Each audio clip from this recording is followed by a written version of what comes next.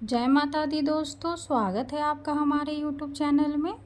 आज की इस वीडियो में हम दुर्गा सप्तशती की 12वां अध्याय का पाठ करेंगे। इस पाठ में हम देवी चरित्रों के पाठ का महात्म्य जानेंगे। आइए शुरू करते हैं। श्री दुर्गाय नमः।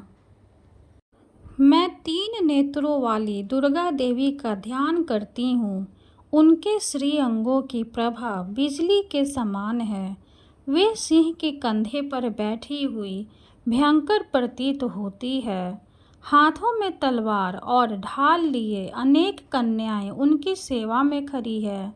वे अपने हाथों में चक्र, गदा, तलवार, ढाल, बाण, धनुष, पास और तर्जनी मुद्रा धारण किए हुए है। उनका स्वरूप अग्निमय है तथा वे माथे पर चंद्रमा का मुकुट धारण करती है। देवी बोली, देवताओं, जो एकाग्रचित होकर प्रतिदिन इन स्तुतियों से मेरा स्तवन करेगा, उसकी सारी बाधा मैं निश्चय ही दूर कर दूंगी।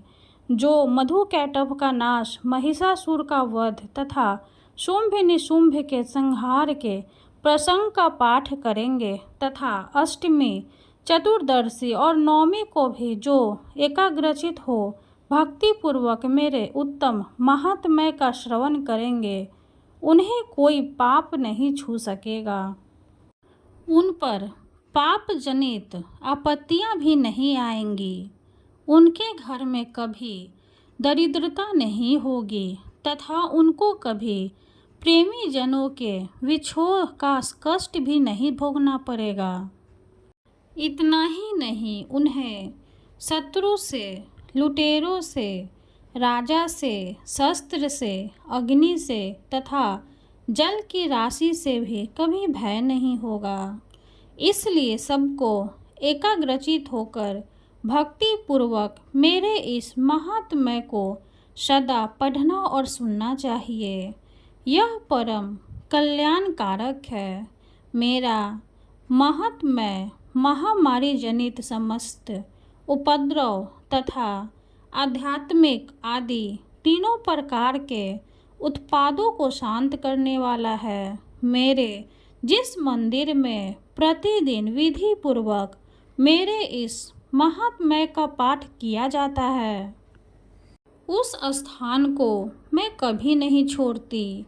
वहाँ सदा ही मेरा क्षत्रिधान बना रहता है।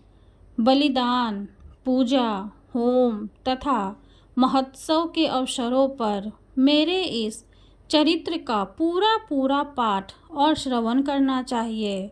ऐसा करने पर मनुष्य विधि को जानकर या बिना जाने भी मेरे लिए जो बलि, पूजा या होम आदि करेगा, उसे मैं बड़ी प्रसन्नता के साथ ग्रहण करूंगी। शरत काल में जो वार्षिक महापूजा की जाती है, उस अवसर पर जो मेरे इस महात्म्य को भक्ति पूर्वक सुनेगा, वह मनुष्य मेरे प्रसाद से सब बाधाओं से मुक्त तथा धन्य धान्य एवं पुत्र से संपन्न होगा। इसमें तनिक भी संदेह नहीं है। मेरे इस महात्म्य, मेरे प्रादुर्भाव की सुंदर कथाएं तथा युद्ध में किए हुए मेरे पराक्रम सुनने से मनुष्य निर्भय हो जाता है। मेरे महात्म्य का श्रवण करने वाले पुरुषों के शत्रु नष्ट हो जाते हैं। उन्हें कल्याण की प्राप्ति होती है तथा उनका कुल आनंदित रहता है। सर्वस्त्र शांति क्रम में बुरे स्वप्न दिखाई देने पर तथा ग्रह जनित भयंकर पीड़ा उपस्थित होने पर मेरा महात्म्य श्रवण करना चाहिए। इससे सब विद्य तथा भयंकर ग्रह पीड़ाएं शांत हो जाती है और मनुष्यों द्वारा देखा हुआ दुस्वप्न शुभ स्वप्न में परिवर्तित हो जाता है। बाल ग्रहों के आक्रांत हुए बालकों के लिए यह महात्म्य शांति कारक है तथा मनुष्यों के संगठन में फूट होने पर यह अच्छी प्रकार मित्रता कराने वाला होता है। यह महात्म्य समस्त दुराचारियों के बल का नाश करने वाला है। इसके पाठ मात्र से राक्षसों, भूतों और पिशाचों का नाश हो जाता है। मेरा यह सब महात्म्य मेरे सामीप्य की प्राप्ति कराने वाला है। पशु, पुष्प, अर्घ्य, धूप, दीप, गंध आदि उत्तम सामग्रियों द्वारा पूजन करने से, ब्राह्मणों को भोजन कराने से, होम करने से, प्रतिदिन अभिषेक करने से, नाना प्रकार के अन्य भोगों का अर्पण करने से तथा दान देने आदि से 1 वर्ष तक जो मेरी आराधना की जाती है और उससे मुझे जितनी प्रसन्नता होती है उतनी प्रसन्नता मेरे इस उत्तम चरित्र का एक बार श्रवण करने मात्र से हो जाती है। यह महात्म्य श्रवण करने पर पापों को हर लेता है और आरोग्य प्रदान करता है।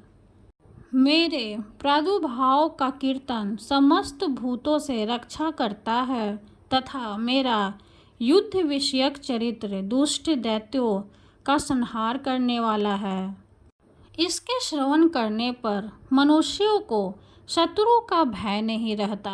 देवताओं, तुमने और ब्रह्म ऋषियों ने जो मेरी स्तुतियाँ की है तथा ब्रह्मा जी ने जो स्तुतियाँ की है वे सभी कल्याणमयी बुद्धि प्रदान करती है। वन में, सूने मार्ग में अथवा दानों से घिर जाने पर, निर्जन स्थान में, लुटेरों के दांव में पड़ जाने पर या शत्रुओं से पकड़े जाने पर अथवा जंगल में सिंह, बाघ या जंगली हाथियों के पीछा करने पर, कुपित राजा के आदेश से वध या बंधन के स्थान में ले जाए जाने पर अथवा महासागर में नाव पर बैठने के बाद भारी तूफान से नाव के डगमग होने पर और अत्यंत भयंकर युद्ध में शस्त्रों का प्रहार होने पर अथवा वेदना से पीड़ित होने पर कि बहुना सभी भयानक बाधाओं के उपस्थित होने पर जो मेरे इस चरित्र का स्मरण करता है वह मनुष्य संकट से मुक्त हो जाता है। मेरे प्रभाव से सिंह आदि हिंसक जंतु नष्ट हो जाते हैं तथा लुटेरे और शत्रु भी मेरे चरित्र का स्मरण करने वाले पुरुष से दूर भागते हैं। ऋषि कहते हैं, यूँ कहकर प्रचंड पराक्रम वाली भगवती चंडिका सब देवताओं को देखते देखते वहीं अंतर्धान हो गई। फिर समस्त देवता भी शत्रुओं के मारे जाने से निर्भय हो पहले की ही भांति यज्ञ भाग का उपभोग करते हुए अपने अपने अधिकार का पालन करने लगे। संसार का विध्वंस करने वाले महाभयंकर अतुल पराक्रमी देव शत्रु शुंभ तथा महाबली निशुंभ के युद्ध में देवी द्वारा मारे जाने पर शेष दैत्य पाताल लोक में चले आए। राजन, इस प्रकार भगवती अंबिका देवी नित्य होती हुई भी पुनः पुनः प्रकट होकर जगत की रक्षा करती है। वे ही इस विश्व को मोहित करती, वे ही जगत को जन्म देती तथा वे ही प्रार्थना करने पर संतुष्ट हो विज्ञान एवं समृद्धि प्रदान करती है। राजन, महाप्रलय के समय महामारी का स्वरूप धारण करने वाली वे महाकाली ही इस समस्त ब्रह्मांड में व्याप्त है। वे ही समय समय पर महामारी होती और वे ही स्वयं अजन्मा होती हुई भी सृष्टि के रूप में प्रकट होती है। वे सनातनी देवी की समयानुसार संपूर्ण भूतों की रक्षा करती है। मनुष्यों के अभ्युदय के समय वे ही घर में लक्ष्मी के रूप में स्थित हो उन्नति प्रदान करती है और वे ही अभाव के समय दरिद्रता बनकर विनाश का कारण होती है।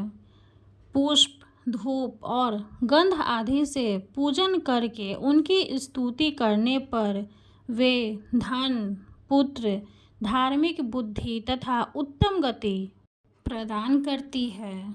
इस प्रकार श्री मार्कंडेय पुराण में सावर्णिक मनवंतर की कथा के अंतर्गत देवी महात्म्य में फल स्तुति नामक 12वां अध्याय पूरा हुआ। बोलो जय माता दी।